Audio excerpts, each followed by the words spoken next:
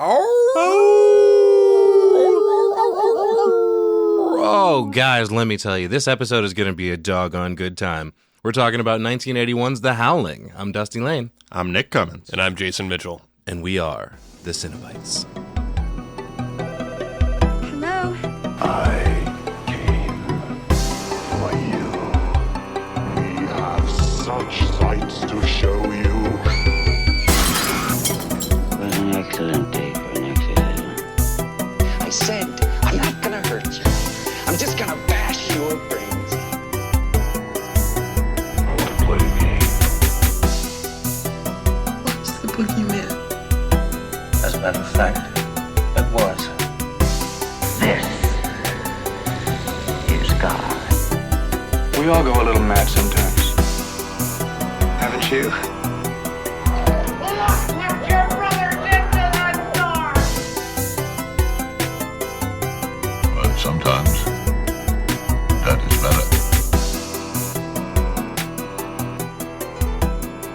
And welcome one and all back to the Cinebytes. So glad you've joined us today. Man, this was Nick's pick. What made you decide to pick The Howling, Nick?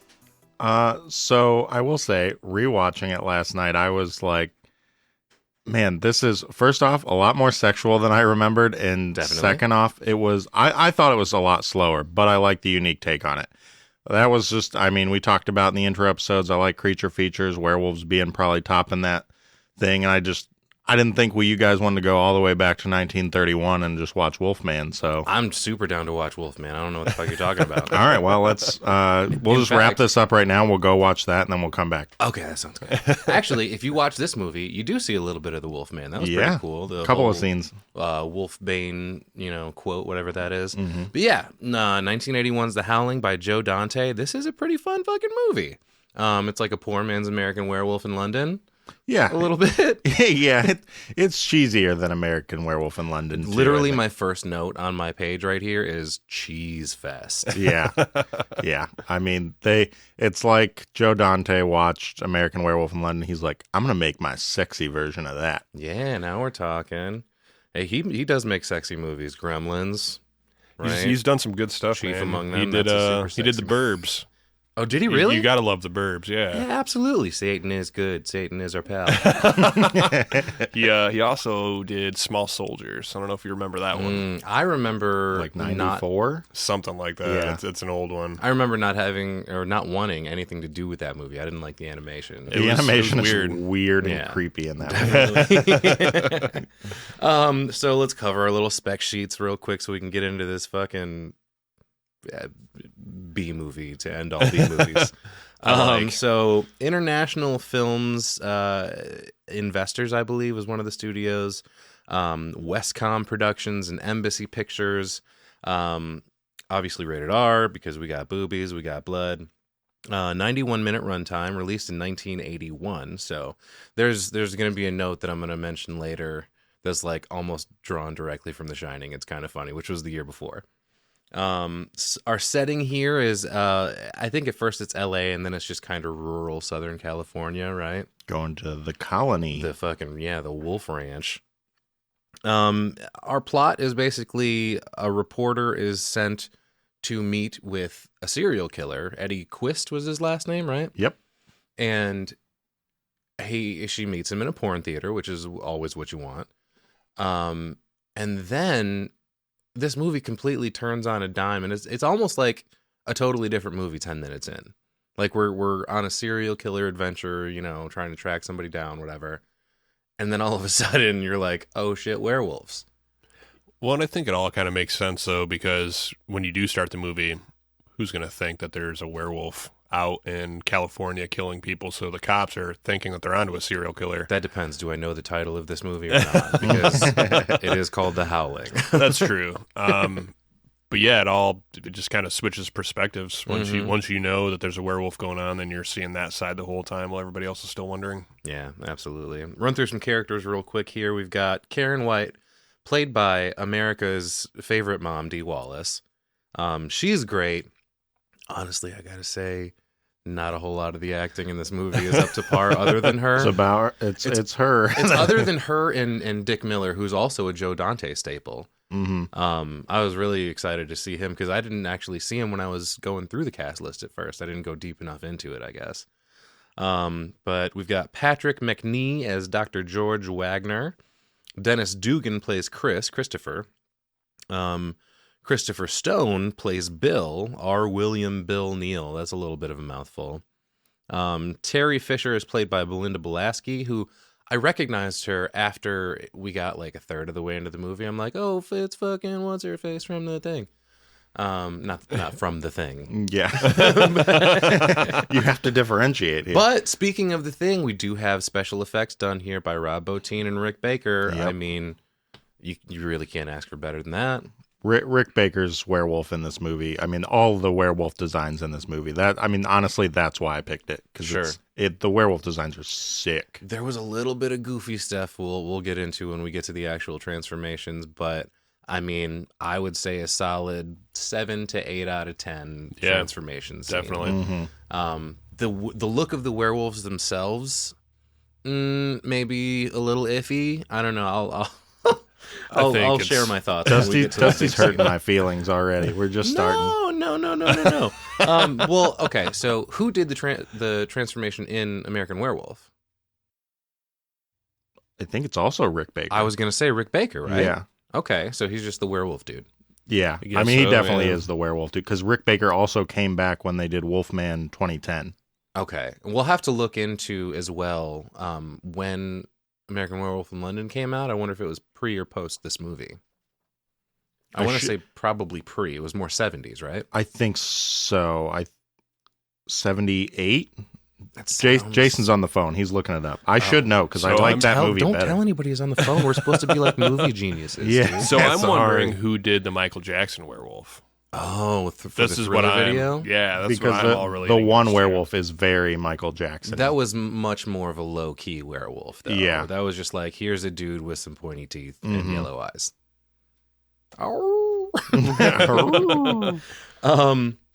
While you're looking that up, we've also got Kevin McCarthy as Fred Francis.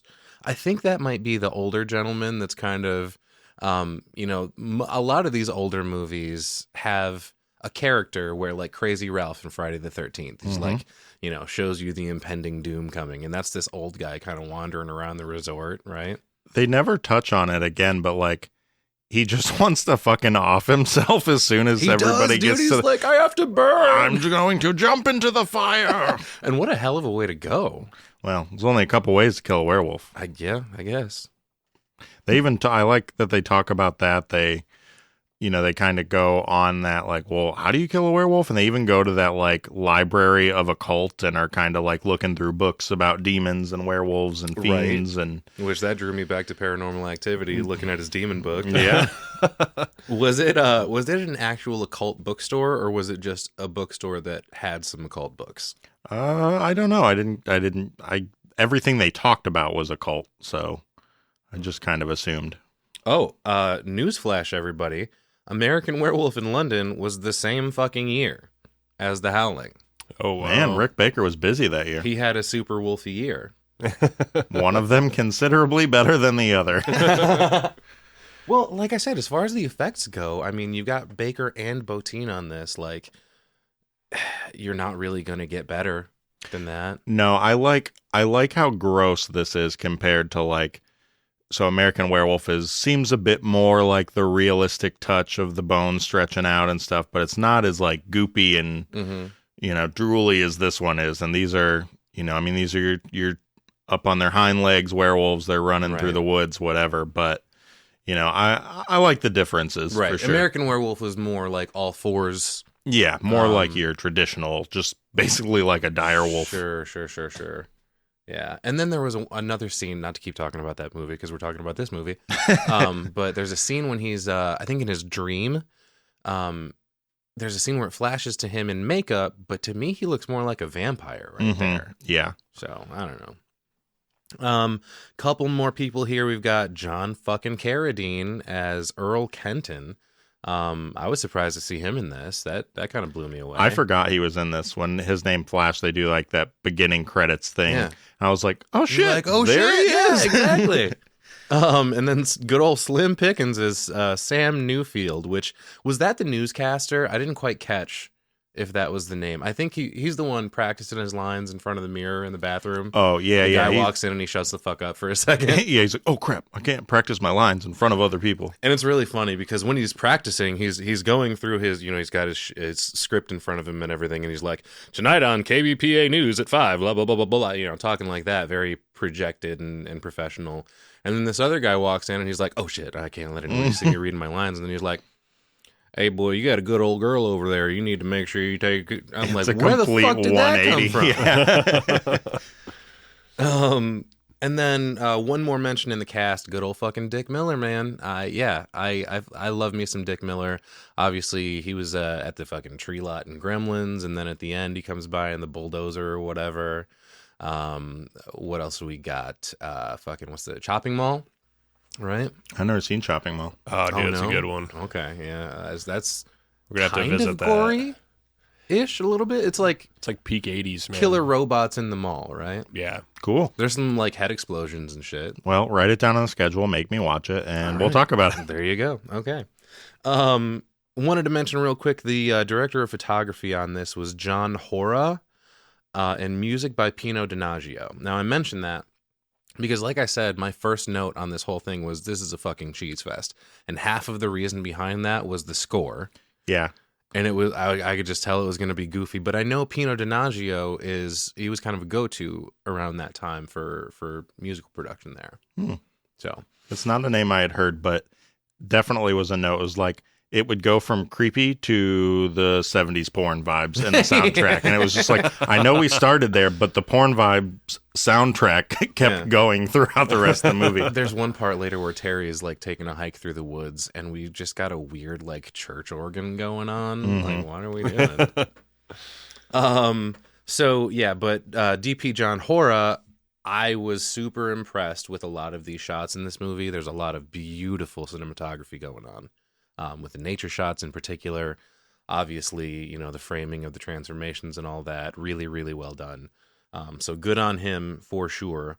We had kind of a goofy Friday the 13th opening where like you got the shattering glass, which again, speaking of movies that came out the year before this one, Friday the 13th was also 1980. But I don't know why they chose to. It was almost a carbon copy of the opening of Friday the 13th. And it takes forever to get to the journalists. It does. Like the score, and it does the opening credits, and I was just like, I literally checked my phone. I was like, are we through this yet? Like, come on, what's going on? Can we start the fucking movie, please? So apparently this was based on a novel by a fella named, I wrote Gary Bradner at first, but it's Brandner. I never read the book, but, whatever. Gave us this, so good on him too. So Dr. Wagner at first we see on TV, he's like, psychiatry doctor. He's like a Dr. Phil situation almost, right? Yeah, I kind of got those vibes. Not, self-help and trying to make people not fight on his show. Well, no, but I think he is kind of self-help because he's talking about the book that he wrote and working on the beast within. And, that'll come back later. But I think that's kind of what it is. Well, that's correct, Wendy. We all wear masks, yeah. Metaphorically speaking. But he's talking about how basically repression basically equals neurosis in the mind. So if you're repressing memories, you're going to poison yourself, essentially. And we're going to revisit that shit. He mentions animal magnetism specifically, pretty pointedly, at one point in that. But Wagner, we show him first because he's been coaching Karen on how to talk to serial killer Eddie Quist, which they're trying to track this guy down. I guess she must have been the only one that had the info on him. Maybe he reached out to her, wanting his story to be heard. And she was, had a special line into the killer. Yeah, they don't really go into why she's the one, but she's a TV news. Is she just a reporter or an anchor? I think she's the anchor, yeah. Okay. Because I think Terry and her husband were more the investigative journalists because they were doing a lot of the background work. Terry and Christopher, right? Yep. Yeah, okay. Chris. I couldn't remember his name. But so yeah, they're they're sitting in the van, like watching her move when she's in the phone booth and stuff, which has the, it seems like that was his kind of signature thing. That's how she knew where to go, was there was a smiley face sticker. Yeah, I noticed right away the like trail of smiley faces. Big and bold, yeah. And it's just like, and she's like, I'm just waiting for him to call. And I think the doctor was there to just be like, yeah, don't lose yourself in this, because we need you so that way we can get him. Yeah. And that was a cool device, having the smiley face stickers, because it was understated, but drew you in immediately anyway. Like, you knew that there was something up with those. It's when it comes back later, you're like, oh, that's why that was so in the forefront of that shot. Exactly. I mean, they thought about it for sure. Mm-hmm. And in the FBI van vibes in the beginning, because Karen's got a wire on. To Man go in the talk to this chair, guy. yeah. I gotta say immediately, this was a terrible idea. Go ahead and bait the serial killer with the pretty news anchor. Yeah, at a porn theater? You're going to meet him at a fucking porn theater? Yeah, immediately, I'm going, who agreed to this? Well, Obviously, they don't care about her. Well, here's the thing. The serial killer is definitely sexually motivated. Right. And he's the one calling the shots. Like, if you want this interview, you're going to do it where I say to do it. Right. Or I'm just going to kill you in a back alley. So he was going to do that anyway. Yep. But we are kind of flipping back and forth between Karen going to meet this. I was going to say gentleman. That would have been inappropriate. But she's walking down this creepy alley in L.A. And this guy's at the end of it, and he puts his foot up on the wall in front of her, like blocking her way. And she's like, Eddie? And he's like, John, but no, you're fucking surrounded by danger. It's LA. Like, look around you. Yeah, he's like, you shouldn't be walking down the alley by yourself, lady. Mm-hmm. But no, she goes to the porn theater to meet him. She's wearing a wire, but they keep saying stuff about the signal's bad. The neon around the area messes with the signal. The neon lights, are messing with their GPS tracking, which... I don't know. We laugh at it now. I buy it. It's 1981, so that just plays into more about why are you baiting the serial killer with her? Because something as small as her walking across the street is, boom, she's gone. Where is she? Exactly. I don't know, but we know that he's after her right now. That's the thing. She ends up getting super fucking lucky because they didn't have a team on her. Right. He said something. Bill was freaking out at one of the people back in the news station. I believe. He was pissed off and because he was like, what do you mean you've lost my wife? Yeah. Exactly. Like, why in the fuck? Okay, this is a terrible fucking sting operation. Right. Falls apart almost immediately. You know? which leads me to believe that it wasn't like a sting initiated by police. It was just the news team trying to get the fucking scoop. Right. Which is ridiculous. Don't get the police involved. There's no reason for that. No. So Karen's kind of wigging out when she's on her quest to find Eddie. And at one point she goes into a phone booth and she's like, whoever she's talking to on the other end, she's like just wigging out. She's like, oh my God, there's a guy standing outside the booth. I don't know if it's him or not. What the fuck was that? Oh my God. So obviously she's standing beside herself with paranoia. And I think that's about where we go to the anchor practicing his lines in the mirror. We go back to her when she actually gets to the porn theater, and dude, everything is... He says something to her on the phone before she gets there, and he's like, are you wearing what I asked you to wear? And then he fucking licks his lips, and I'm like, oh no, dude. Creepy sex stuff. It's got the gross vibes. I mean, it's not as far as Hellraiser, but I was like, where he's sitting there licking his lips, kind of reminded me of it. I'm surprised we didn't get any finger sucking. There is a werewolf movie, and I was trying to think of it on the way here, where they're like, he comes up with like the claw, and it like goes out the like victim's mouth, and I was just like, I thought it was this one. I cannot for the life of me figure it out. Nice. But everything in this place is bad news. Like, they're literal red flags all over the place because the place is fucking bathed in red light. Yep. She walks through a beaded curtain at one point. I'm like, oh no, you never go through the beaded curtain. See, and I think this is never a good sign. This is kind of showing you what New York City was like back in 1981, because New York City was not family friendly. Times Square stuff like it is today. I've heard that too. Right. Yeah, it was just a seedy ass right. place. So her finding a an adult movie store or a porn store or whatever you want to call it, those weren't hard to find. Right. They were all over the place. Just on about every other street corner. Right, like the Strip. Yeah, that was not New York City was not family town. Well, this was L.A.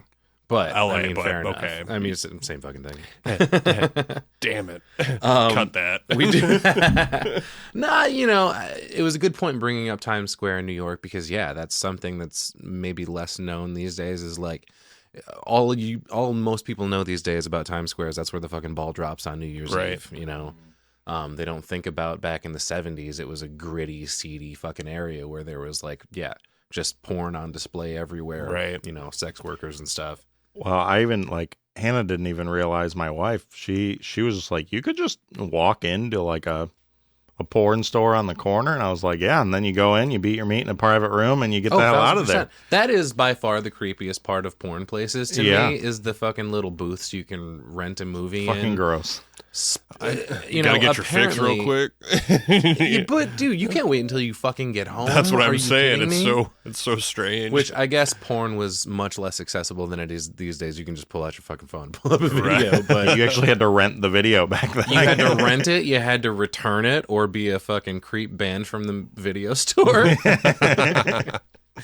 But yeah, she's making all the wrong fucking choices here. I mean, I guess she's going to meet the guy, but fuck me. I as soon as I saw the beaded curtain, I'm like, nope, that spells doom right there. I'm never walking through a beaded curtain. Not only that, it's separating her from being in any kind of public with him. Hey, you're in a back room now where there's not supposed to be somebody standing back there watching people. So. Yeah, even the manager is just like, all right, well, see you later. Yeah, didn't expect you to go back there, but there it is. He mentions later, I knew I shouldn't have let that broad go back there. Yeah. What the fuck, man? She cleared the place out. Yeah. There was a sign that they passed at one point saying hardcore video cassettes, and I'm like, 80s. Video cassettes for anybody listening in. Old media. So she's following a trail of smiley faces, and unfortunately, she does indeed end up in one of those creepy fucking booths, and she goes in there, and it was a cool shot that was kind of soft lighting on her, very 70s feathered hair. And then all of a sudden, the shot was basically her in complete darkness. And then all of a sudden, fucking Eddie shows up and he's behind her. And I was like, oh, goddamn, we're deeper into this than we ever imagined.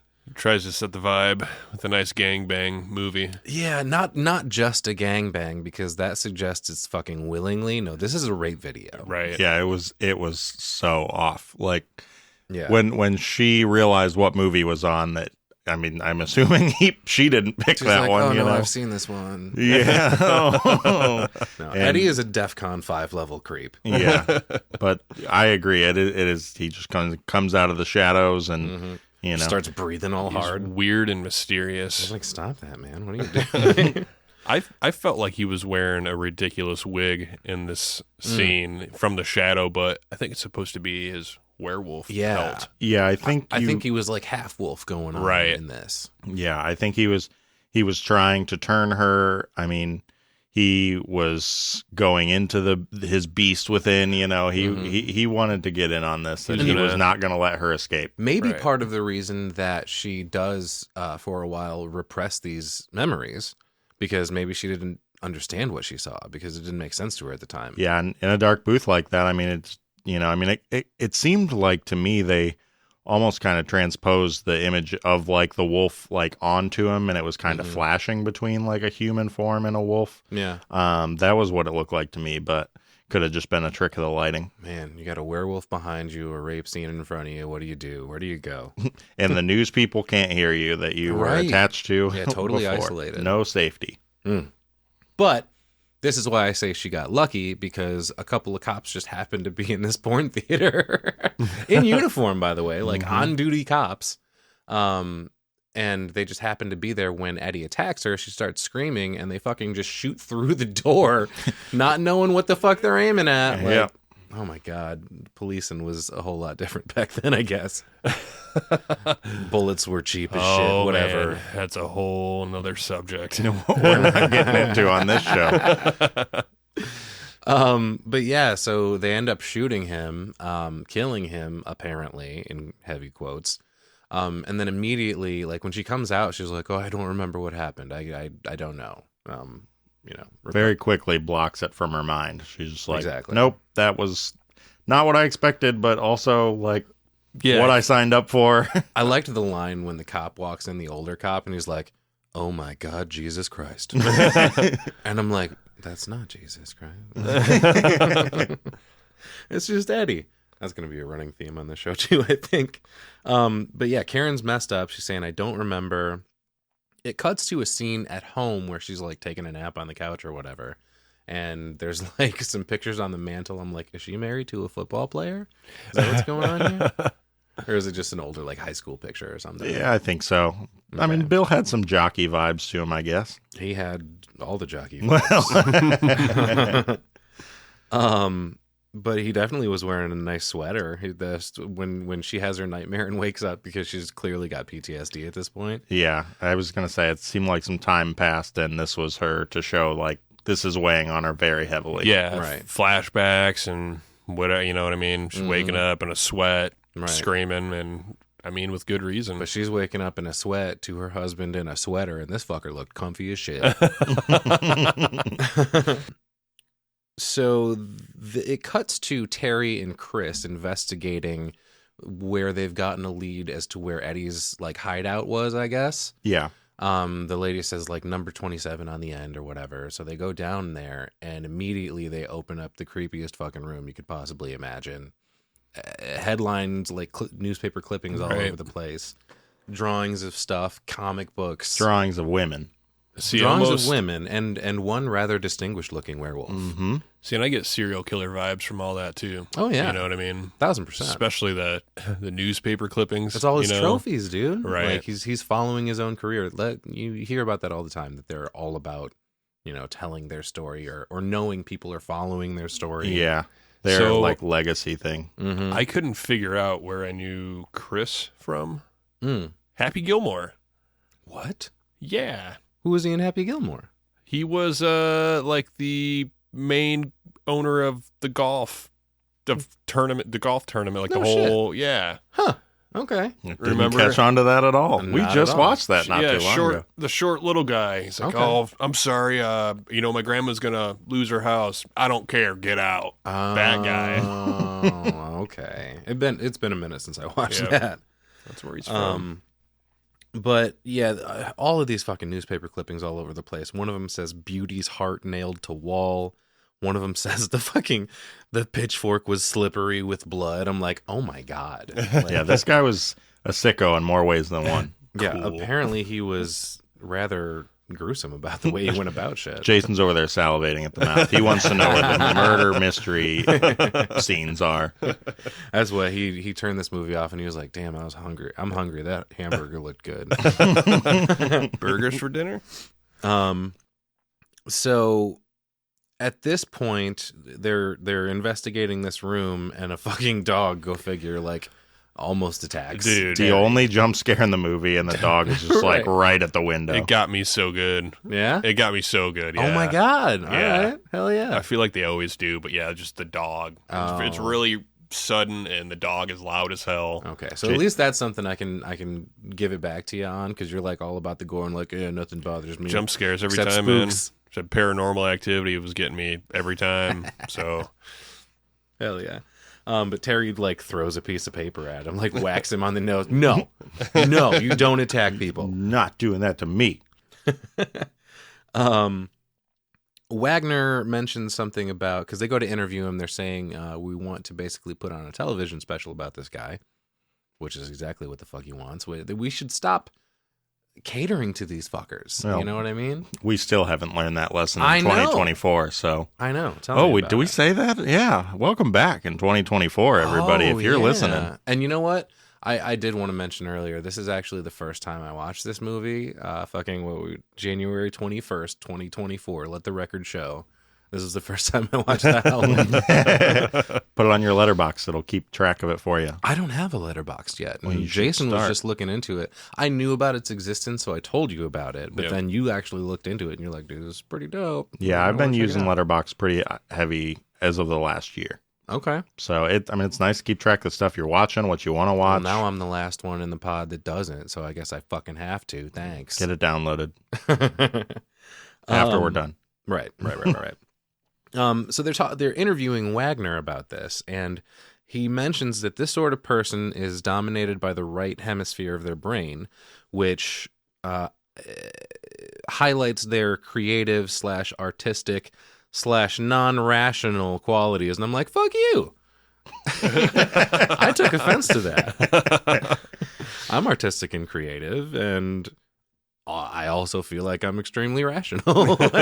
I don't when ever the feel like situation you're calls going for to it. kill me when I come here. So That's good. That's good. Even though I have plenty of things around. You know what? We'll talk about that later. But yeah, I was like, well, what the fuck is that supposed to mean? That's shitty. In Eddie's stuff, they had some like a progression of transformation pictures that were drawn, and it was Karen turning into a werewolf, right? yeah. That's where we see like that was his plan. Like he wanted to turn her. Mm-hmm. Yeah. And I mean, that's why I mentioned like the other women. I mean, it seemed like that was maybe his goal. And I wonder, if the point of Wagner talking about the Beast Within is like, this was the first time he actually thought he could control it enough to just stop at turning her. Sure. Instead of just ripping these chicks to shreds. Because there's only a couple of other chicks at the colony when they get there. And, none of them look like the drawings. And the one of crap, what's her name? I just had like a brain fart. Our main character. Karen? The one of Karen is pretty spot on. There's one of the werewolves at the colony that I think looks just like her.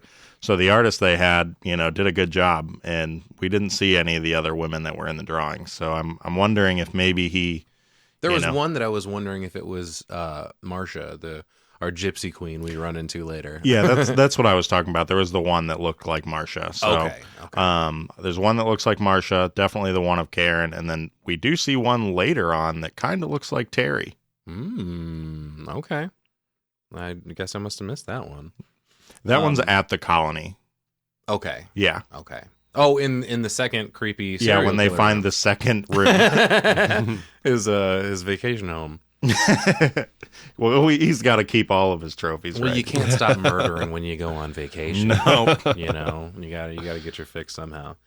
So they're back at the news station, and I don't know what this guy is. Is he like the producer or something? He's the older gentleman that's like just a terrible fucking human being. Oh, I think he's like the main producer of the newscast. Yeah, because he's like, we got to keep rolling, and if He's she's like, not doing it, we got to cut. There you go. Everybody's gonna want to see you talk. You were the one that got away from Eddie the Mangler, and I was like, well, how many epithets does this dude have? I think I like that one. Yeah, The Mangler.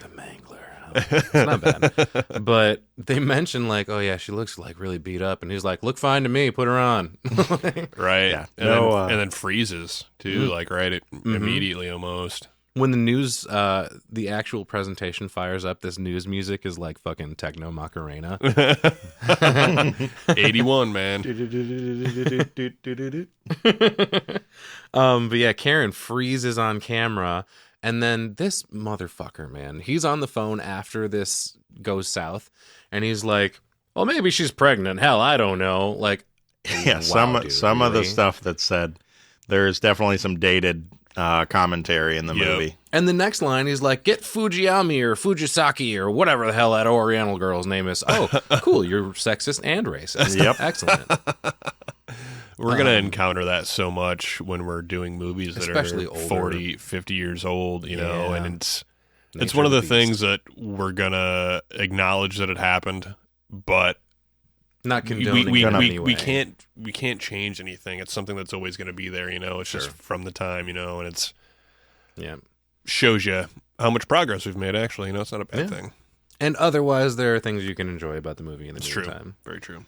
So Terry, or no, excuse me, not Terry. Karen is talking to Dr. Wagner at this point, and he's like getting her to try to open up about what's going on, but you know, kind of side notes and everything. He's like, well, how are you and Bill doing? Whatever. She's like, trying to communicate. We're kind of struggling, whatever. And she's like, well, give it to me straight, Doc. Am I crazy? And he's like, completely bananas. She's like, yeah, that's what I was fucking afraid of. But don't worry, because we're going to send you away to a nice place to recharge your batteries. And batteries. So yeah, he sends her off to this fucking resort where apparently he sends all his patients. Boom, there's red flag number 46. That seemed so strange to me, because at first I couldn't tell, like, is this his... I felt like it was like his personal cabin. Hey, you need a getaway? Let me help you out. You can use... That's the vibe I got. Home away from home. When he first talks about it, it doesn't make it seem like there's a group of people there. Right. It seems like, he's sending her on vacation to kind of collect her thoughts, and then she shows up, and it's like, oh no, this is a whole... You expect seclusion, and you walk into basically a fucking cult. Yeah, right. The vibes are cult immediately. I mean, they even down to the, do you want a drink of the Kool-Aid? Right, literally. Yeah, that's really funny. They're like introducing themselves to, this is Bill and Karen, our main couple. They're introducing themselves to everybody at this like weird, like, are they hunting like a beach or something, or just in the woods? There's some bluegrass music being played on stage. Hoedown, man. Yeah, dude. It seemed like they went from LA to Tennessee real quick. Right, real quick. I guess technically they're down south. Yeah. But yeah, Bill ends up going up and grabbing like some kind of fucking food that he sees. Juice or something. Well, no, he grabs the food first, and then our gypsy queen is standing there, and she's like, do you want some? And he's like, looks down at it in his hand. He's like, well, I might as well, I guess. I grabbed it already. He's like, yeah, sure, why not? And takes a bite. Well, and she's talking about all the food that he has, and he's like, no, I can't eat that. I'm vegetarian. Right. He keeps bringing it up in almost all of the conversations he has right at first with these people. Nah, I'm a vegetarian. I can't. I went vegetarian last year, blah, blah, blah. The first lady who introduces herself, whose name I missed, but she's kind of like Karen's buddy for a little bit through some of it. Just immediately she's like, oh, we saw you on the news. You're our second favorite, right behind that Oriental girl. And I'm like, God damn, here we go. They mention her again, yeah. And that's where Bill grabs a bite. He says, yeah, sure. And then she ends up, giving him some fucking something out of a punch bowl or some shit. Ooh, creepy. Don't drink the juice. Yeah, we know how it goes with cults and juice. I feel like I really like this scene, though. Mm-hmm. He's getting the juice, and Karen's staring at him the whole time. Yeah, they're already having problems with their marriage, and then this all of a sudden hottie from the resort is talking him up by the juice stand, and she's like, get away from my man. And she's like all over him too, like there's no hiding. Oh no, like, Marsha's immediately like, I'm gonna bite this dude. Yeah, no pussyfooting around about it, and no hiding it from Karen or anything even. She's just fucking going for it. She's confident in who she is, that's for sure. Yeah, well, Wagner says she has very elemental energy. Like, oh, okay, you got some too, huh? But this whole place is weird, man. It's a very strange assortment of people. There's like the old guy who at some point in this, like, you can tell he's kind of going through something mentally or emotionally, and he fucking tries to throw himself into a fire. Yeah, I gotta burn. Yeah. Like, God damn, is it that bad, man? But that's some more of the terrible acting. Like, there's a part where what's her face? Marsha mentions that the doctor's done enough damage already, and then whips her head right at Karen. Like, you're overdoing it a little bit there. Yeah, there's some quick cuts and just like some of the way they acted. And I do want to point out though, like she's already like Marsha is there at the colony, and you kind of get the vibe that like the doctor sends them there, but she's the she's the queen of the ranch kind of a thing. Like everything's run past her. I feel like she's sort of the Maleva character in The Wolfman. Yeah, kind of. I can see what you're saying. A little bit. Yeah, I like mean, she's definitely got the gypsy vibes and stuff. different take on it for sure, but I mean, yeah, it's the same situation of like, in contrast, Maleva was trying to help him. Yeah, she's not trying to help. She's No, not at all. She's trying to turn. But then this is about the time we find out that this old guy turned out to be a werewolf, where she's sleeping, I believe. And then she hears some howling outside, obviously. Yeah. And we get a quick cut of the I think it's the old guy turning into a werewolf. Not No, entirely sure. it's Marsha's brother. Oh, is that TC? Yeah, it's TC. So, because I made a note that you see when she wakes up the next morning, like she kind of like does a long glance at TC later, like, have I seen this guy? I didn't see him last night at the party, but she's having one of her sweats, and yeah, there's some 70s. Yeah, just having a sweat. What's going on with you? one of her panic attacks, and we get the 70s porn music and the werewolves howling in the wind, and she's like, "Did you hear that?" She freaks out, and Bill wakes up. He's like, "You're just on it again. You just go back to sleep." He's pissed. She woke her up, but it sounds like a Bob Dylan song, "Werewolves in the Wind." Doesn't he say something about Wolfman Jack too? He does. Yeah, he does mention. Wake me up. Well, Yeah. he You're used to Wolfman being Jack. in the city and listening to Wolfman Jack, and now you're out here in the nature and everything. Like you're spooked for no reason. Essentially. Right. yeah, but yeah, then she walks outside. She's checking everything out because God forbid her husband do it. Well, and- because there's a fucking werewolf on the loose. Yep. Yeah, he knew. He was just like, Marsha tipped me off at the punch bowl. Don't go outside tonight. The next morning we do get tennis time and then confirmation that there is indeed a werewolf on the loose because they go to Terry and Chris, I believe, go to the morgue, and this fucking creepy whatever he is, attendant, technician, whatever. The they are. mortician? I don't think he's a mortician. Mortician would be like in a funeral home, like cleaning up the body for the service, right? I don't know how that stuff works. I'm not going to pretend to. I think it's all done Yeah. at the funeral. I think when you drop off the body and it's fresh, I think they do the embalming and everything all done. I think the embalming takes place at the morgue. Yeah. Because I know that Oh, I've been in a gotcha. morgue before. My dad used to work security for a hospital. He took me all over the place in there, and you can smell the formaldehyde is awfully strong in the morgue. Right. But either way, this guy is a little bit of a creep, though. He mentioned somebody coming in and looking at the meat. Yeah, he makes a couple of off-color jokes, we'll say. Yeah, I mean, it's got to be expected. It's got to be a weird profession. He knocks right? on the door of where Eddie's supposed to be. He's like, anybody home? which that the theme of meat, like Bill's a vegetarian, and when we got introduced to that first lady, I think someone standing next to her was holding up a stick and was like, "You want some prime rib?" Mm-hmm. Probably a good choice not to take that because who knows what that came from. Yep. And is it cooked all the way? But yeah, in the morgue, we get confirmation that there is a werewolf on the loose because the guy opens up where dead Eddie is supposed to be, and he pulls the thing out and he's like, "Wake up, Eddie." Well, too fucking late. Apparently he already did. Eddie's gone. And there's scratches all over the inside of the door and everything. So he was like, I want to see if there was like security footage of the werewolf escaping the morgue. Like crawling out the bathroom window or whatever. Is it covered in any of the sequels? There's like they made like 4 or 5 of these. None Did of they them. really?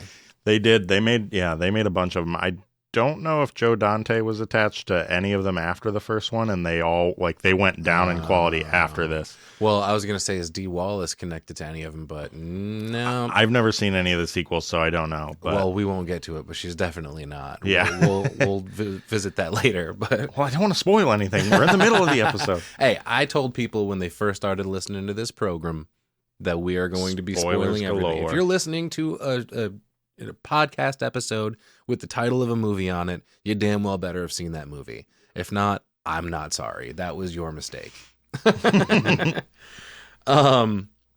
So we get some more of that nice soft lighting, some shots of the girls in the woods. We got Karen and I'm just gonna keep forgetting that lady's name, damn it. Marsha.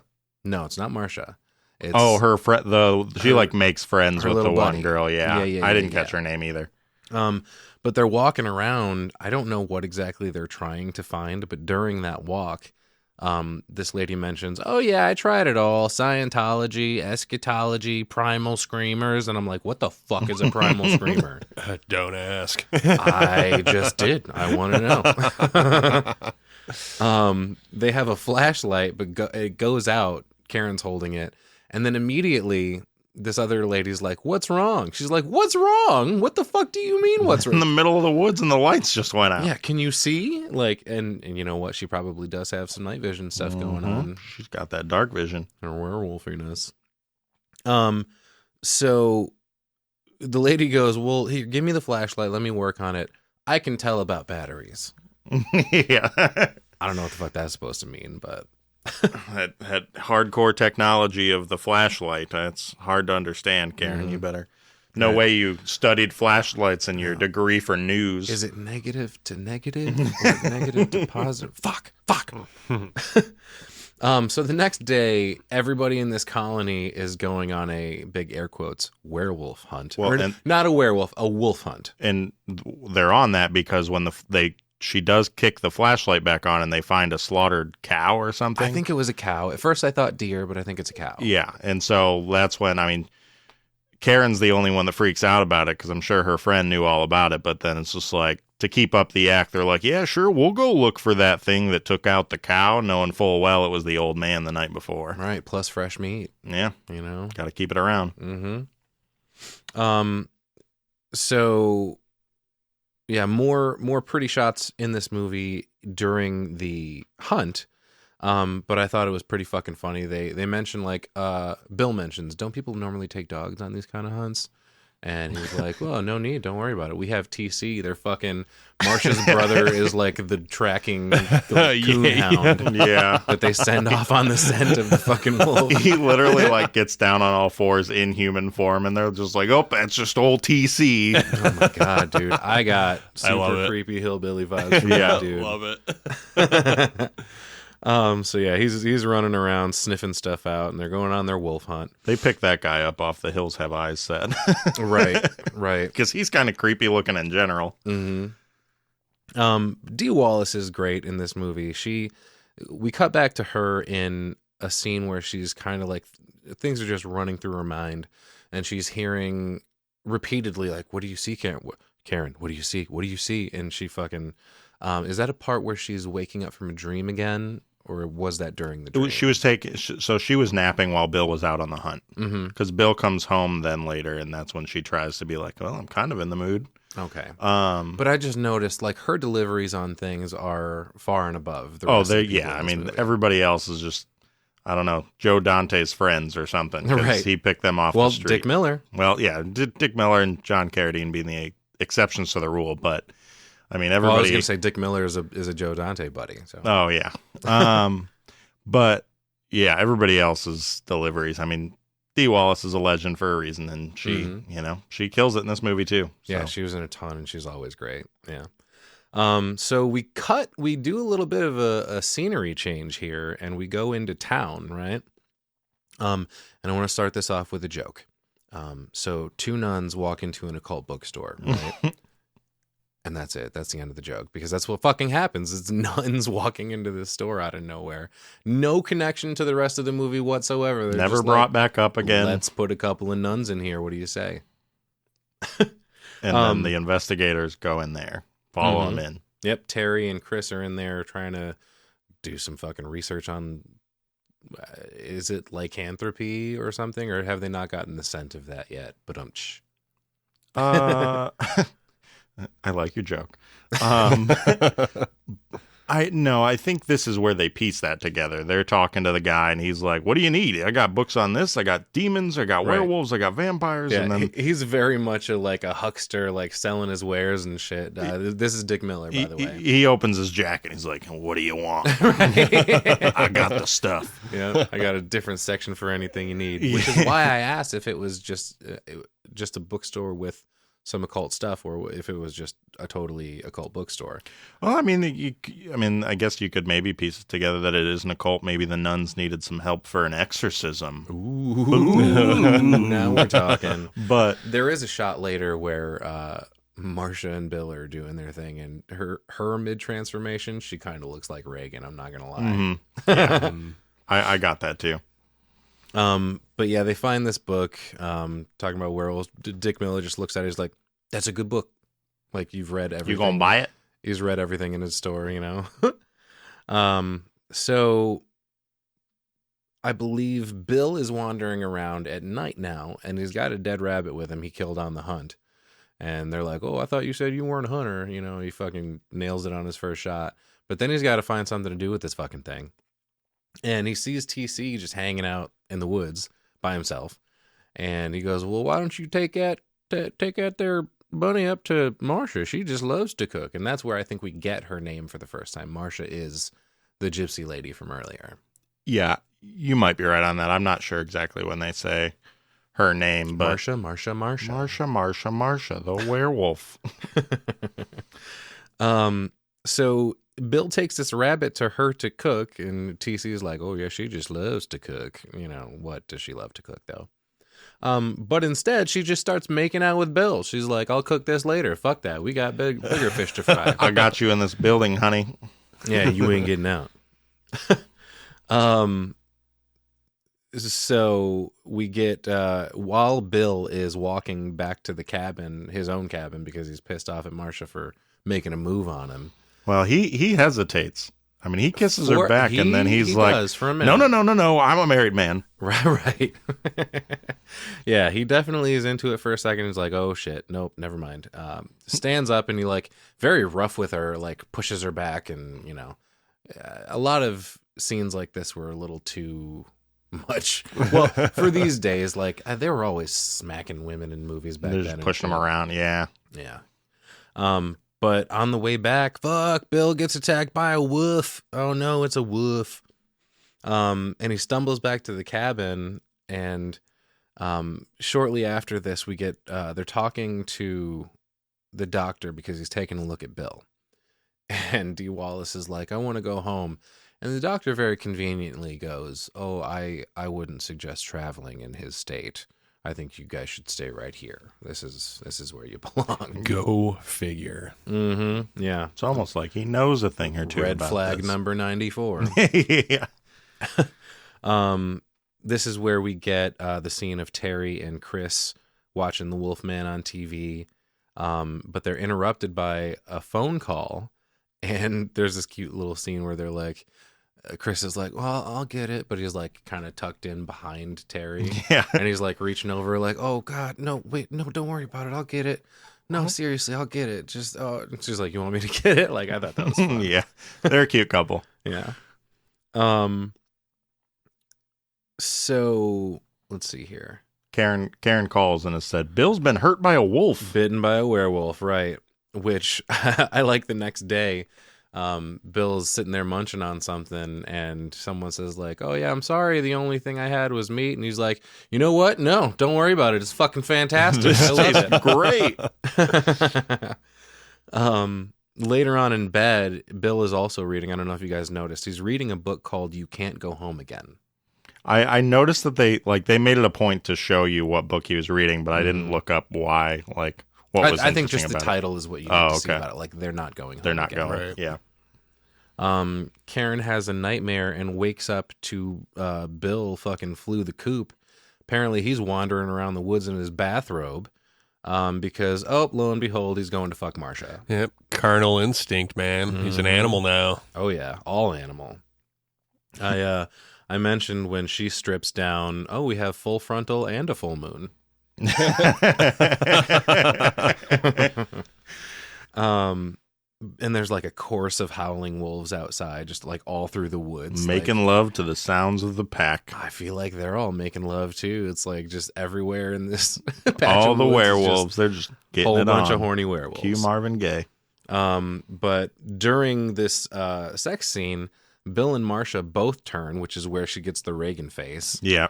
And it's not a bad transformation here. It's not a complete transformation either. Yeah, this one is just kind of to show you what's going on. I mean, there was some, I know that there's some 3D like effects artists they mentioned in the credits and stuff. Yeah. Well, yeah. During this transformation, I wanted to say, like, their acting in it, I feel like, is good because the further along the transformation gets, the more animalistic they become, and they're like huffing and puffing and getting after it, and he ends up like screaming and stuff, and that's where I realized, man, sex as a werewolf is probably pretty fucking good. I mean, it's got to be, right? Just like let loose on all your animal instincts, your primal instincts. And... buddy. All right, Dusty, you bring it back home. But as soon as I was like, hey, the effects aren't really bad in this, I fucking spoke too soon, because then we get a goddamn cartoon werewolf. Mm-hmm. Literally a drawing of a werewolf. Yeah, in the night sky. Yeah. Yep. So ridiculous, man. I'm like, am I watching a fucking laser disc from elementary school? I bet this movie was put on Laserdisc. It absolutely was. So this is about where Terry goes on a hike. I'm pretty sure where they filmed the Goonies. And she ends up like matching the landscape just like the Goonies. Which, to be fair, I'm pretty sure the Goonies came out well after this. Like mid-80s, right? Yeah. It was definitely mid to late. It was definitely 80s at the time the Goonies was filmed. Early 80s movies are more 70s dominant. Mm-hmm. You know, like The Shining, for instance. You watch that. It was filmed in 1980, but everything about it is very 70s. Yeah. So, but she matches the landscape, and she's like, "Oh, fuck me!" And now I'm on to something. One of the drawings from Eddie's hideout from the city. Right. This is where we get that weird organ score, and I'm like, "The fuck is this, man?" Like, there's one song in this, or piece of music, whatever you want to say, that has like, I noticed it last night. It has like the poor man's tubular bells. That I just was like, I heard it. I was like, were they going for a copycat here? I hope not, man. You cannot. I know it was whatever it was. I was just like, they were trying to set the mood, but all I heard was tubular bells in my head, and I was like, man, we went from one of the greatest scores of all time to one of the worst of all time. Yeah, that is not tubular. Terry ends up finding the fucking cabin from Deliverance, complete with Texas Chainsaw Massacre bone decor, and for some reason goes inside. It's Marsha's cabin. I think it's Eddie's home away from home.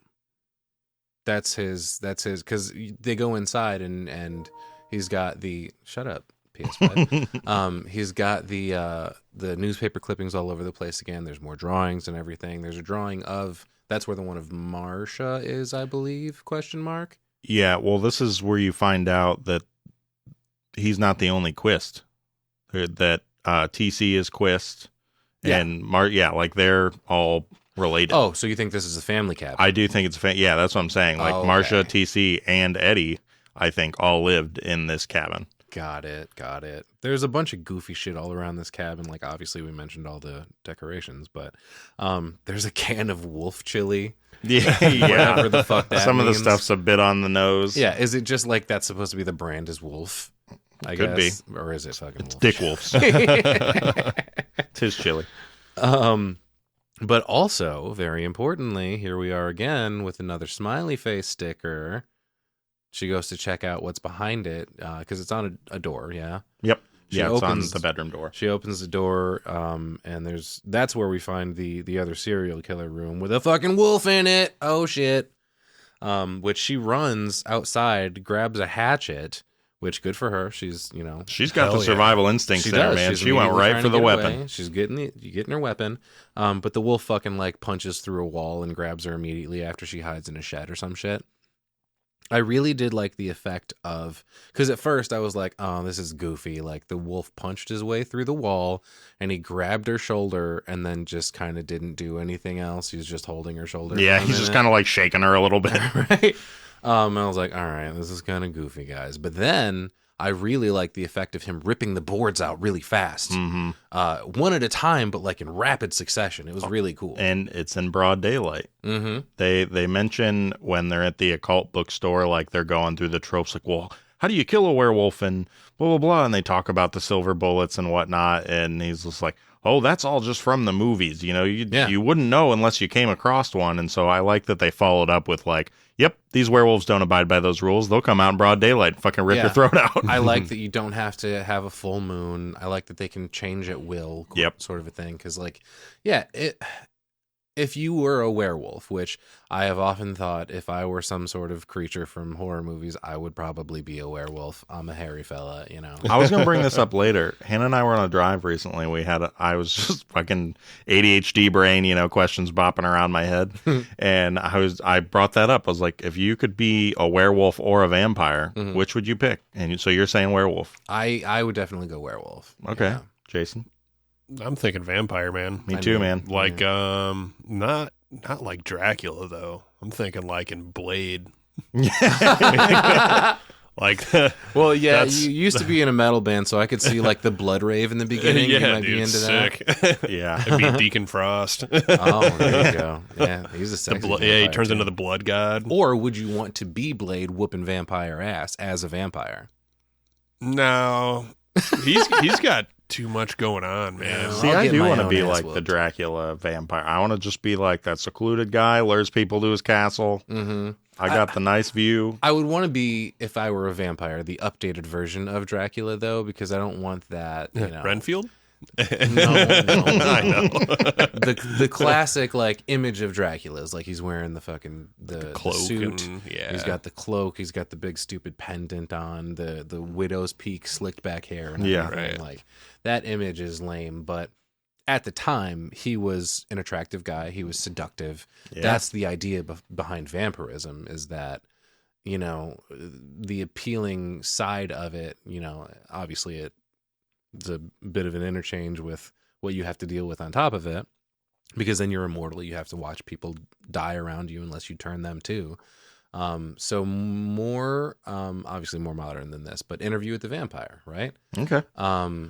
They end up fucking up in that by turning the little girl, and then she's got to be a little girl forever, dude. Yeah, that would suck. Man. I'd want to be a vampire. Yeah, like in my 20s, in my 30s, like somewhere there, you know. Yeah. I don't want to be like 50 and a vampire. Because that's the most uncomfortable part of that movie is she wants to fuck later. Yep.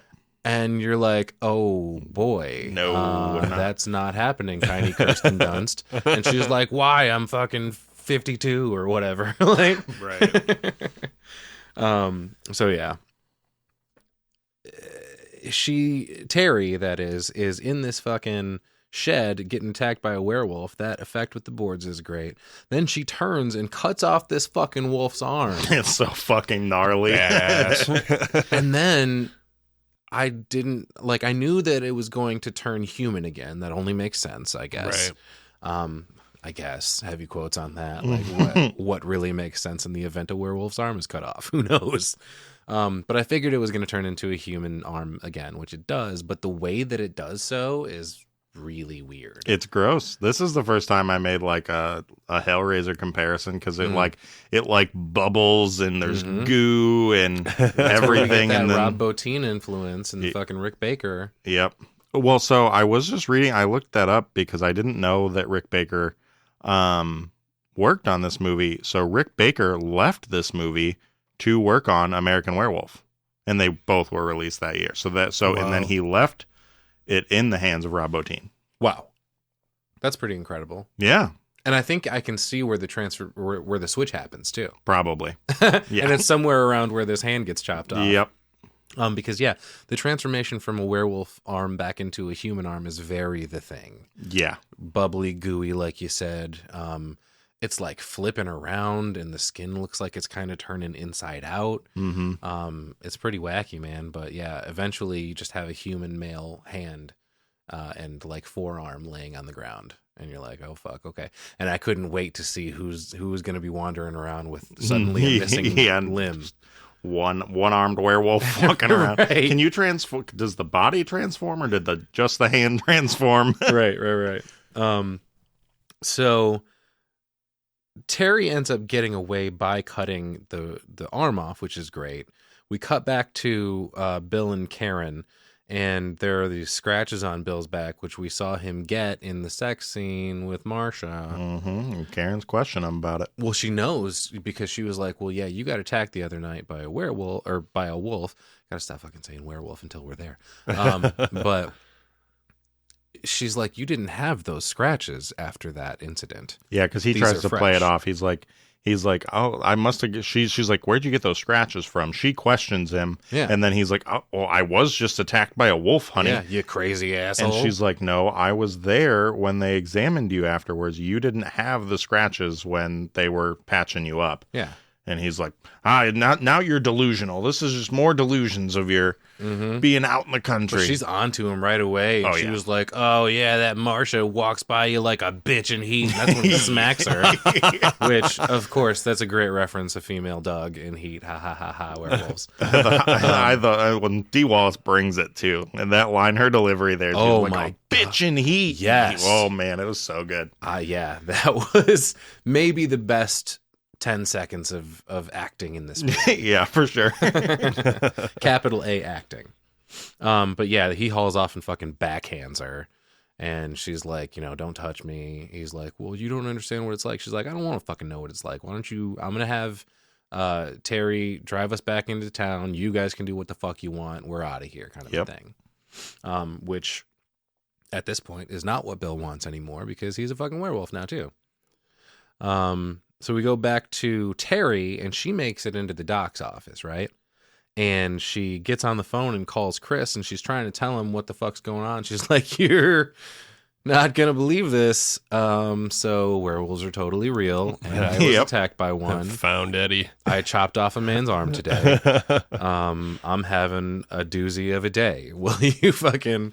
Please come get me. Yeah, and I thought it was funny, too. Chris, on the other end of the line, is watching a wolf cartoon on TV. Yeah, it's like an old, like just a one wolf of the... and a sheep. Yeah, look like even before Looney Tunes. Right. So after they end their phone call, Terry ends up finding Eddie's file in the doctor's shit, but then here comes Dr. Wolfenstein himself, I think. His big old wolf. Yeah. His paw just reached down and grabs the file. Yeah, it's such a goofy shot. Oh. It's amazing. I'll be taking that, thank you.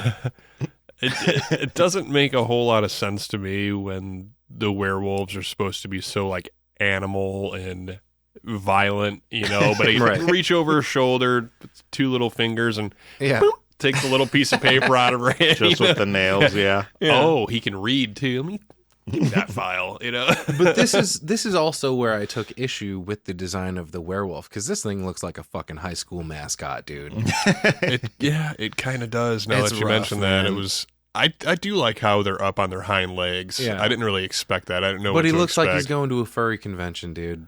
Yeah, it's a pretty damn good furry costume, though. Dropped a couple grand. I was gonna say I like these costumes. I mean, I think they definitely. It's a hell of a costume. Don't get me wrong. Yeah, but shows its age for sure. I mean, it shows that Rick Baker left the project, right? Because we see his werewolf, and it looks a hell of a lot. I mean, he created. It does kind of seem like they got to use his mechanism that he used for like elongating the snout in American Werewolf, because it does show that later when we see a transformation. I thought that was the best effect in the movie, specifically when the snout is elongating and you get that snout and you get the teeth inside. Yep. It looked fan-fucking-tastic. Which, you say that's because Rick Baker left the project and left it to Rob Bottin, but once again, dude, 2 years after this, he's doing the thing. Yeah. Like, Rob Bottin knows what the fuck he's doing. I mean, both of their fingerprints are all over this movie, I think. Mm-hmm. Yeah, definitely. But someone mentions, I think it's like the sheriff guy gets a phone call as well at this point, and he's like, he mentioned something about a Mr. Halloran. There's a Mr. Halloran in this movie too. That was a reference from The Shining. I was like, really? There's a Mr. Halloran? Why? I didn't, man, I just was not paying attention. I didn't catch that either. Well, you've seen this one 100 times. Right? Yeah, I've seen it a bunch. That's true. But this is the part where fucking Terry gets got, dude. Boo! I didn't. It's want like that smacked to happen. around by this werewolf for a second. She Kinda definitely funny. is. But like, I don't know. I was expecting her to survive for some reason. I know she's not the main character, which was probably stupid. Well, she meets Eddie. She does meet Eddie. Yeah. is it Eddie in the office? Yeah, it's Ed. Well, because he steps up later, and he's like the half werewolf, half, because it's him that you see the full transformation on, and she's like, Eddie, like she physically discovers him, and then it's not Karen comes in, and he's still in there, probably picking her apart, But oh Jesus, yeah. Well, yeah, she does find her a little bit after that, but yeah, that's when Eddie shows up looking more human. But That's where he's looking the Michael Jackson-y werewolf type. A little bit. Yeah, he's got a bullet hole in the middle of his forehead. Yeah, I thought that was cool. Ow. Did you just make a Michael Jackson sound? I did. I like it. So he says, I want to give you a piece of my mind. And he fucking means it literally. He starts reaching into his brain and plucks something out for her. Like, sick. I made this for you. I thought it was one of the bullets. Oh, you know what? It probably was. That's why he's literally like taking one of the bullets out and is like, here, this is for you. Yeah. Dink. Like it ain't working. Yeah. This isn't silver. But yeah, this is not a bad transformation scene, except for the bubbly face I didn't enjoy. It gets a little bit of a Grinch smile for a minute. Yeah, part of the transformation is weird. Like, I've never seen a werewolf bubble up the skin and stuff like that. And, I mean, it's cool for something different. It was, Like it would look like the Momo doll for a minute. Yeah, now that you mention it, it does.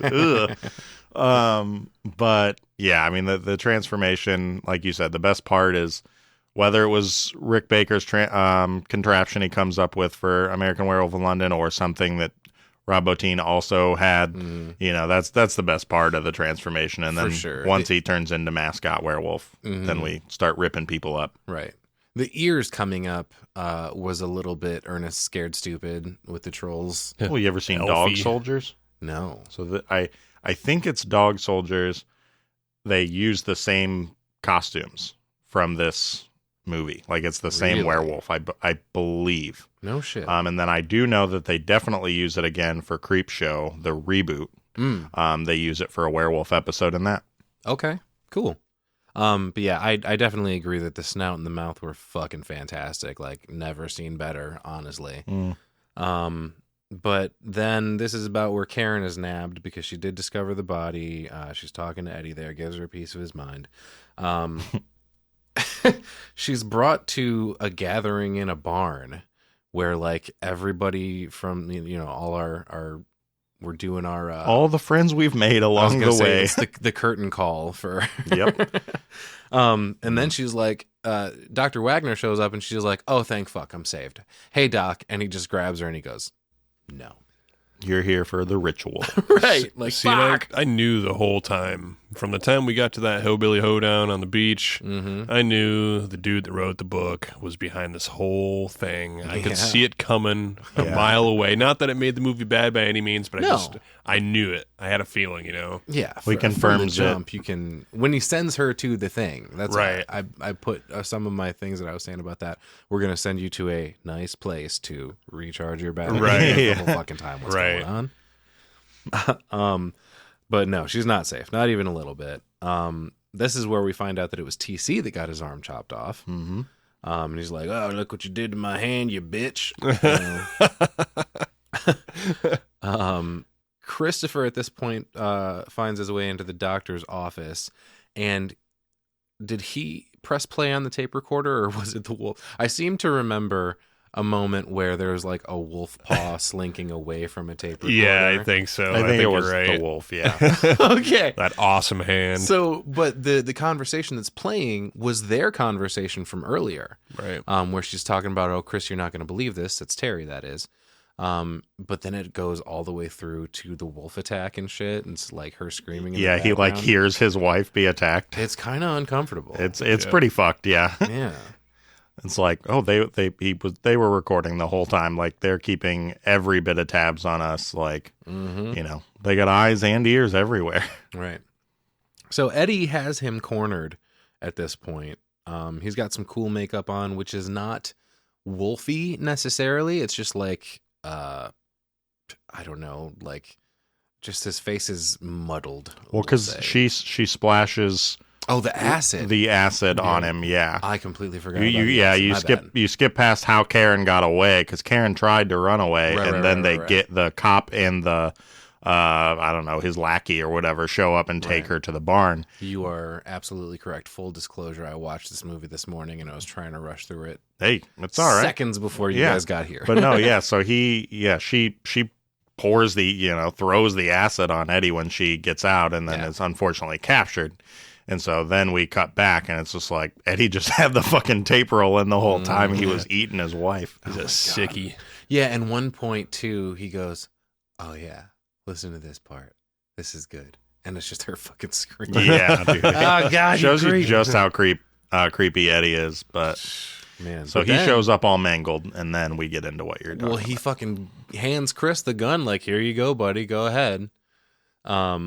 And immediately Chris fucking shoots him in the throat.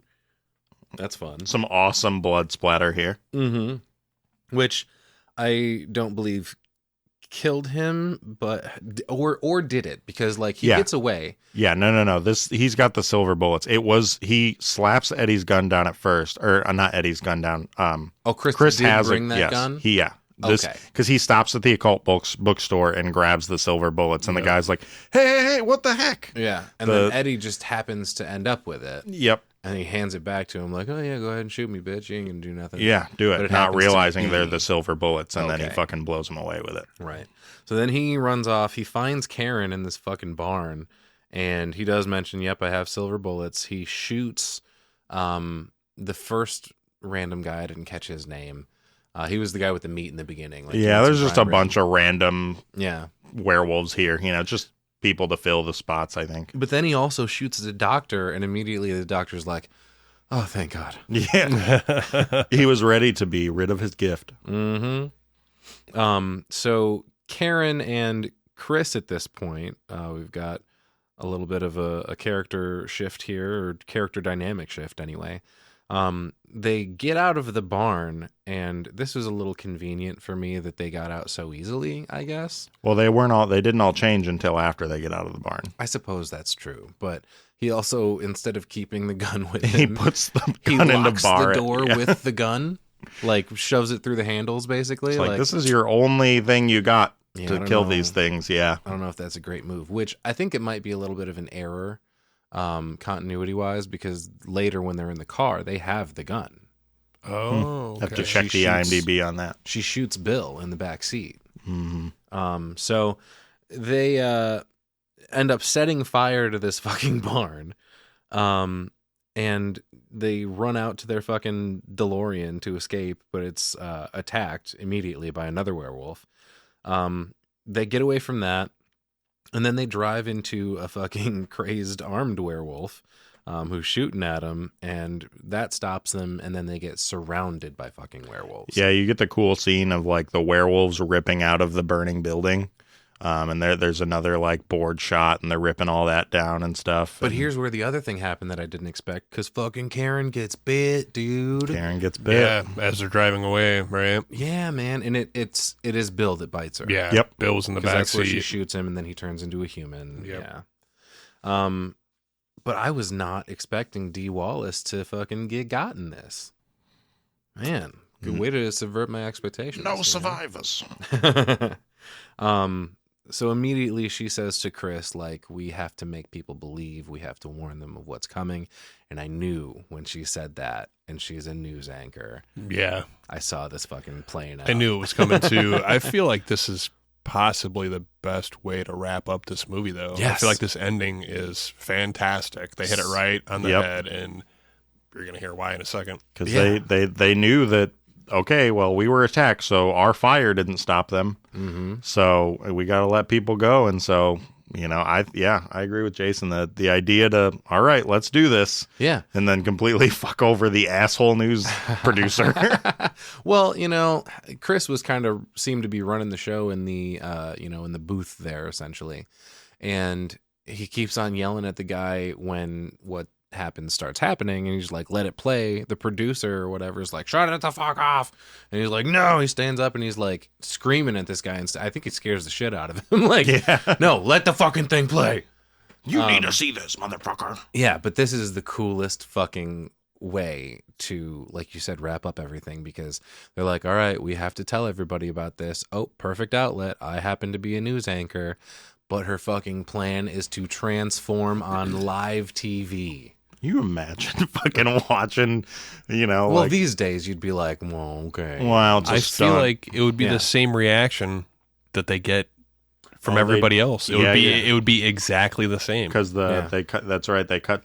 Yeah, they cut to the bar and we get our stinger. Yeah, she starts to transform live on television, Which is dope. And everybody's freaking out, trying to cut it. So they cut the program, and everybody watching it cuts to like a bar, a diner. Well, when they cut the programming, it goes to a commercial of dog food and a dog running up to a bowl to eat. Yeah. And I do also like when she transforms, she's got a thing where it's still like her pretty blue eyes, but there's like a tear coming down from it. It's a cool shot. Right. Yeah. Because she's like, so much regretting what she knows is about to happen. Because not only is she transforming, once she does, She's not going to be able to stop it. Chris fucking shoots her. That's the thing that got me even more. Like, this is her sacrificial, I need to tell everybody about what the fuck is going on, and then I need to piece out of this life because I don't want to be a fucking werewolf hurting people, Right. Yeah. I didn't see the kill coming. I knew she was going to transform, but I thought it was just kind of going to end on that. Right. But then, yeah, Chris fucking shoots her, and I was like kind of taken aback for a second. I was like, wow. Like, it just surprised me. It's a very lose-lose ending. Mm-hmm. Like the good guys, yeah, technically they win, I guess, by getting away, but she gets killed, she gets turned, has to go through that, and then gets killed by one of her best friends. I did want to point out that when she turns into a cute little fluffy little werewolf. Yeah, she's the cutie. She's not the nasty. She's like a fluff ball. Right. But yeah, Chris shoots her, and that's where we go to the bar where everybody's like, they're talking about it, and someone's insisting like, well, no, it's real. It fucking happened. She turned on live TV and he fucking killed her. Like, and then that's legit. Yeah, the guy goes, no, the special effects are just getting really good these days. Right. And that's exactly what would happen today. You're right. Nobody would believe it. They just think it was a marketing sting. Yeah. Right. But then we have one of the goofiest credit sequences I've ever seen, led into by the end scene where we get everybody talking in the bar, and then it pans over to none other than Marsha, who says that she wants a rare burger.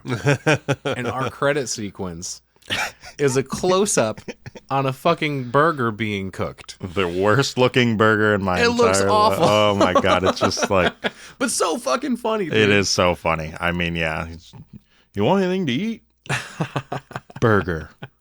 Rare. Just the whole time, the credits are rolling. You're trying to like read names and shit, but you can't stop fucking laughing at this burger. Just the sizzling in the background. Oh, it's so good. It's so good. But I mean, that brings us to the end. That's where I noticed for sure that Rob Bottin worked on this. It said at first associate producer, but then later it mentioned makeup and effects created by Rob Bottin. I'm like, fuck yeah, that's awesome. Yeah. And then Rick Baker's name was actually mentioned after that as a kind of secondary. So, I mean, I thought it was cheesy as shit, but it was fun. Yeah, this movie, that's the thing. This movie's a lot of fun. Like I said, watching it again last night, it was a little bit slower than I thought, but, it's just kind of a fun werewolf romp you throw on. You get some blood, you get some sex, you get some werewolves, Yeah. You're kind of going through the motions with this one, and it's sort of, if you just want a taste of some werewolf stuff, is a good one to throw on. Yeah. Yeah, I thought it was good. I mean, I really didn't know what to expect. I haven't really watched any creature feature stuff. Mm-hmm.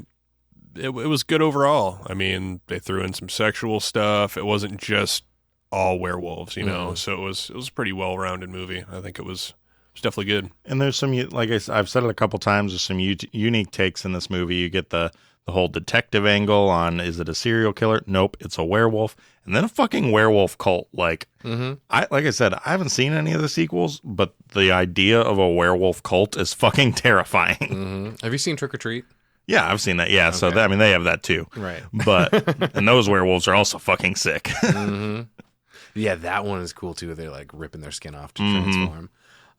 But yeah, this movie's goofy, of course, but it's a good time. It's got some good humor. It's got some good effects. It's got moments of brilliance in the acting. Few and far between, unless you're Dee Wallace. But, Yeah. you know, it does happen. And that's enough said. I think, you know, as far as I'm concerned about this, I gave it 3 out of 5 smiley faces, smiley face stickers. But I think I'm going to, we're going to convert that into a 10 score. So 6 out of 10. And I'm going to bump it up 1. I'm going to give it 7 out of 10. There you go. All right. I think it was decent. I give it about 6.5 full moons. Okay. I think I'm right down the middle on this one. 5 out of 10. Didn't hate it. Didn't love it. I'd watch it again. Fair I enough. think it was a good watch. Hell yeah. Yeah, that's my recommendation is basically just like, I didn't go crazy on this one, like, oh, run out and add it to your collection today. This is amazing. You have to watch it. You have to tell all your friends. But I was like, it's worth a watch. Yeah, if you like absolutely. werewolves, you like creature features, you'll dig this one. Yeah. And maybe you'll watch it every year. Maybe you'll just watch it and have a good time. But And especially because it was early 80s, really early 80s, it's like not worth a dislike. Right. yeah, You know what I mean? Like, there's nothing to hate on about this movie. they're still figuring out they were just getting back to kind of the werewolf thing after, I mean, they didn't do werewolf movies for a long time. Mhm. So it was like, all right, here we go. Hell yeah. Sounds good to me, man. And yeah, and then they doubled up in 81 with 2 of them. Mhm. Shit, yeah. Now we're talking. But I think that's about going to do it for us. I think we can wrap it up right there. We covered everything we want to cover. And as always, you can follow the Cinebytes at Cinebytes Pod on Facebook, on Twitter, on Instagram. The YouTube is up and running now. We have some videos created by Jason's good buddy down in Columbus, right? AP? Yeah, Eric. He's our video guy, and Hell yeah. he's doing a great job. Oh yeah, fantastic. Every time he releases a trailer, honestly, like especially the Get Out one, Right. that was so fucking funny, dude, with the Family Matters music on it. Yeah, we'll find his website and start linking that at the end of these episodes too, so you guys can follow him. But yeah, YouTube, Instagram, Twitter, and Facebook, Cinebytes Pod is what you have to follow. Also, you can contact us at cinebytespod@gmail.com. And if you choose to support the show, you can do so at cinebytespod.buzzsprout.com. And I think we're going to wrap it up right about there, folks. We had a good time. We hope you did too, and we'll catch you next time. Once again, I'm Dusty Lane, I'm Nick Cummins. And I'm Jason Mitchell. and thank you for joining the Cinebytes.